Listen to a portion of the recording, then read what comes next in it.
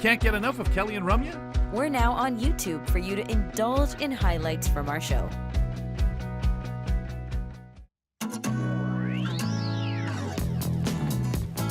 I'm Leslie DePoe, registered nurse, and there's nothing I love more than helping folks learn about their own health so they can be a better advocate for themselves and those around them. Join me for your health check-in where we chat all things health and wellness, and even a little bit of science from time to time.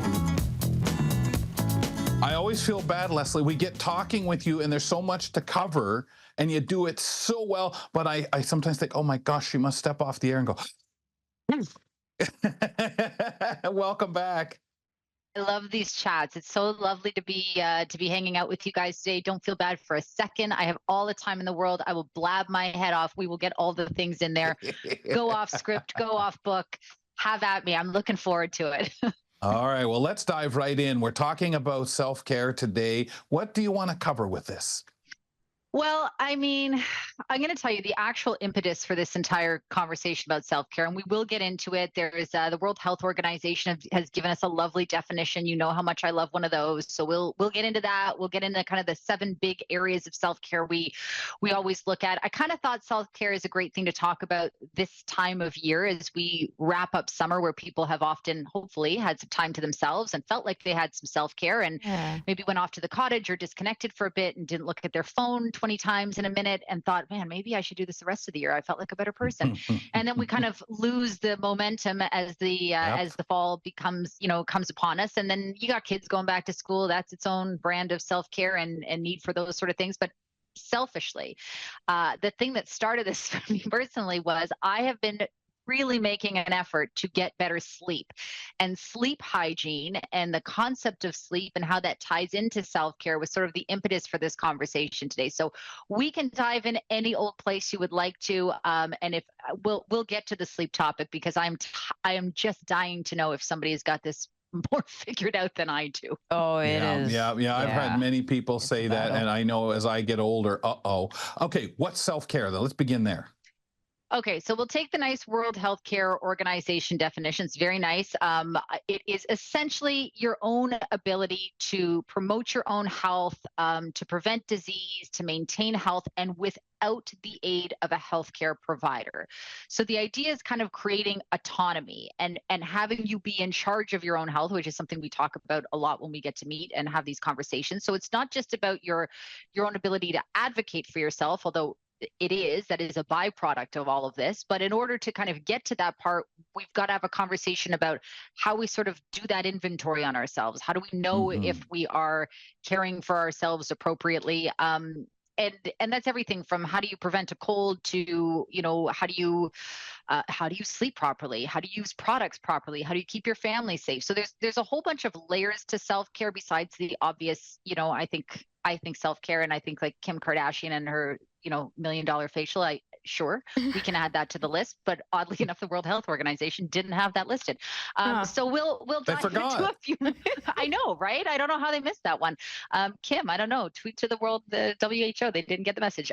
So there are lots of layers that we look at, but essentially that's what we're talking about when we talk about self-care. I think of it as health autonomy. It's your ability to manage yourself and your own health.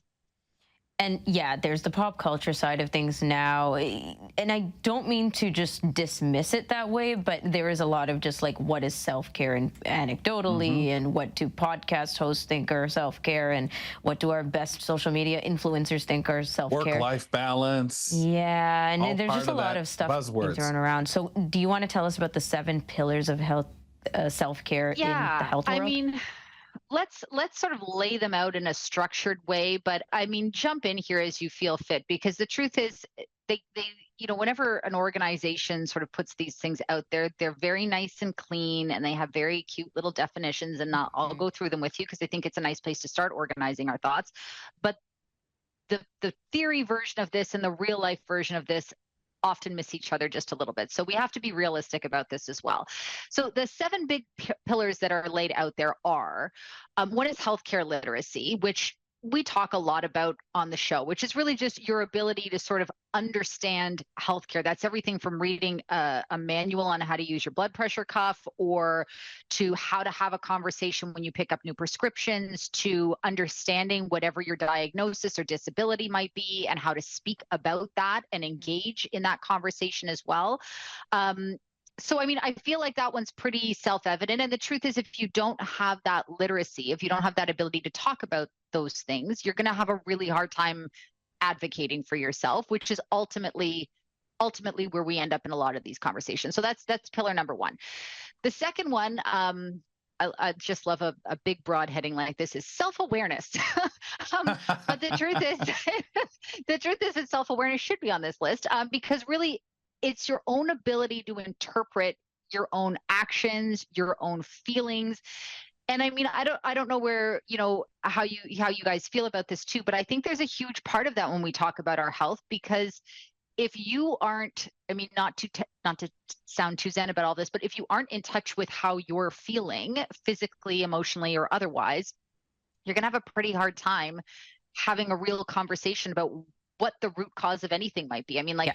I cannot tell you the number of times as a healthcare provider, somebody comes in and you go, so what are you in here for today? And then they start a story that's like, 6 months ago at a barbecue, my aunt and the guy, and then the hot dog, and I didn't sleep, and also a cut on my leg. And it's all over the place. And it's not to say that's not relevant, but that self-awareness kind of helps to hone those pieces in a little bit more. Yeah. Okay, that's great. And the feelings and emotions, self-awareness side of things, can open up a whole different rabbit hole for us. A whole different rabbit hole. Want to talk about mental well-being? Yeah, for sure. So, I mean, so then there's these other kind of layers of this. Mental well-being is sort of somebody's ability to have satisfaction with their life, optimism, having a purpose, a sense of belonging.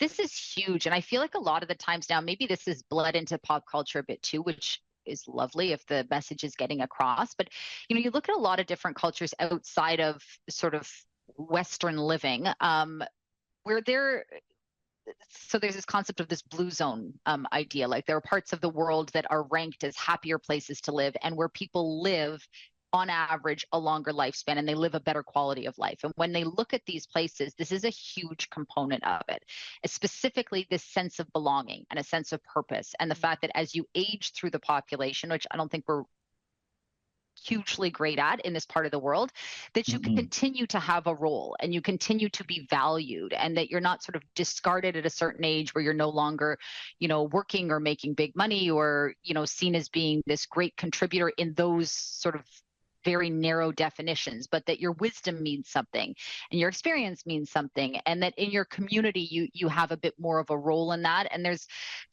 a lot to be learned. There's a lot of people that are doing this a lot better than we are, and I think it's great. I think it's one of the few times I think the internet is a big win, right. But we can see it, right? We can see what other people and other cultures are doing, and there are other ways to do this. There are other ways to age through life and age through a community, and that sense of belonging and well-being, again, applies to the whole lifespan. But I really think we've got a lot to learn. This is just my own anecdotal piece here, but I think we have a lot to learn about how we do that here. Yeah, you see it at so many places when it's recognized. But we often talk about that regular activity too, and what it does. Yeah, for sure. And so this is another huge piece, is physical activity. And I know we've talked about this a few times on the program as well, because it seems like the guidelines change every time you turn your head.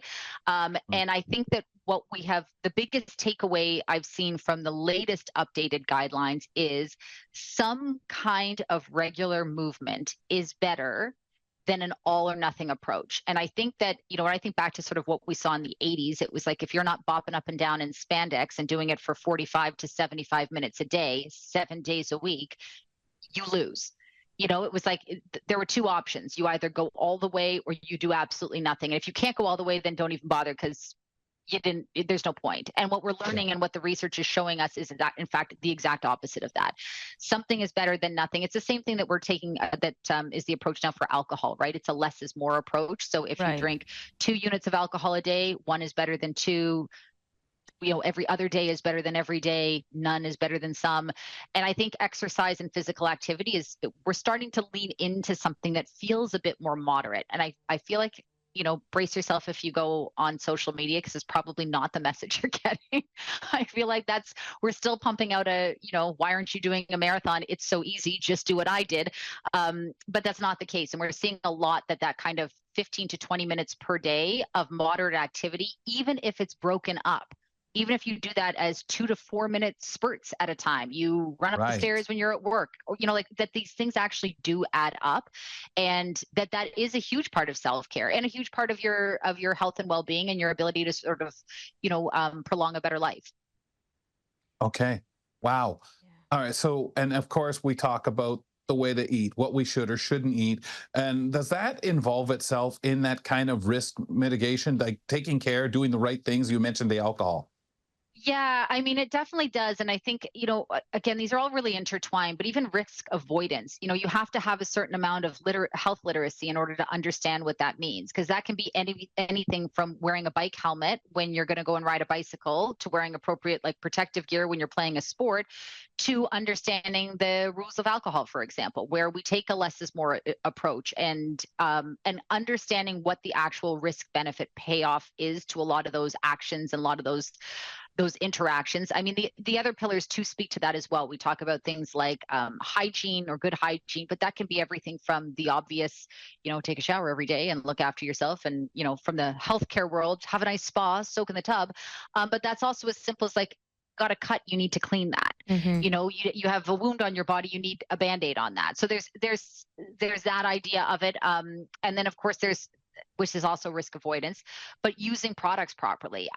There's a huge piece, again, goes back to health literacy, but understanding your medications, understanding how to properly store medications in your home, understanding that in fact that, there used to be a thing, put them all on the high shelf so that your kids can't get to it. If your children are learning to walk, crawl, and climb, they will find your medications up there. In fact, the more you hide them, the more exciting they become. So, the new recommendation is you don't try and put them up on a high shelf. You put them in a tackle box that's got a lock on it.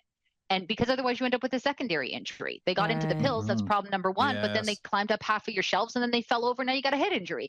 So, then that ties again into our risk avoidance, but understanding those other pieces. So when you take a look at this kind of big, giant healthcare, self-care picture, we're looking at all of these in motion. And then somehow in the middle of all of this, you guys were supposed to sleep 8 hours a day. Now, don't ask me how, because I am not your expert on that topic. But somewhere in all of this, we're supposed to be doing that as well. So let me know if you figured that one out. And taking care of each other, right? Whatever that means in that context, right? Okay, before we go, just to wrap up, how do we measure? All of these things make sense. They coincide with each other. There's clearly a ripple effect from one thing to another. But how do we measure self-care, and how do we know we're doing well at it? My biggest piece, so there's some really great online resources for there. Selfcare.ca is a really great website if you want to take a look at that. I think taking your own personal inventory and knowing yourself as best as you can is a really great place to start. Being able to check in with yourself. How do I feel today? Am I tired? Am I sleeping well? Do I feel itchy, bloated? Is that wound healing? Did I take my meds like I was supposed to? Have I followed up on that doctor's appointment? There's a certain amount of self-reflection and again, self-awareness that comes into this. I think the really big piece, honestly, is don't compare yourself to anybody else. Wherever you are right now is exactly where you're supposed to be. And if you want it to be different, then make incremental moves in the right direction. Lean into this. It's not a 0 to 100 approach. Because like I said, I feel like we're moving away from that. Moderation is key. And this is a great example of where you can practice that skill. I love that. That's why I was always taught, worry about yourself. Look out for you. Never mind what the other people are doing. Do what you are comfortable with, what you can do. Leslie, always love talking. Thank you. Likewise. Have a great day, guys. Chat soon. Thanks for watching. You can catch Kelly and Ramya weekdays from 2 to 4 p.m. Eastern on AMI.